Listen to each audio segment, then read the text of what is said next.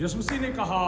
गधी के बच्चे को लाओ जिस पर कभी कोई सवार नहीं हुआ, और जब वो मुझ पर सवार हो जाता है तो फिर फिक्रें क्यों मुझ पर सवार रहें, फिर तरह की बातें क्यों मुझ पर सवार है, फिर लोगों की बातें क्यों मुझ पर सवार है, और फिर मैं क्यों जो है फिक्रों के अंदर पड़ा रहूं। मैं ईमान लाऊं कि मेरा खुदावंद है मुझ पर सवार, और जब वो मुझ पर बैठा हुआ है और वो मुझ पर सवार है तो फिर दुनिया की तमाम तर ताकतें मेरे सामने हीच है, तमाम तर बुरे कवानीन मेरे सामने हीच है, और दुनिया के पहाड़ जो मेरे सामने खड़े मेरे सामने हीच है। क्यों? क्योंकि वो मुझ पर सवार, और जब वो मुझ पर सवार तो मेरी शान ही है यीशु के नाम की कुदरत में अलग है। और मैं ईमान ला जब वो मुझ पर सवार है तो मेरी तमाम तर तकलीफें वो दूर करेगा, और जब वो मुझ पर सवार तो मेरा दुनिया क्या कर लेगी, क्योंकि वो मुझ पर सवार है और वो फातेह है, और वो मेरी जिंदगी के अंदर कमाल काम कर रहा है, और मुझे राह दिखा रहा है, और मुझे रास्ते दिखा रहा है, और मुझे लेकर जा रहा है, और मैं जो है उसके अपने जिंदगी पर सवार रखूंगा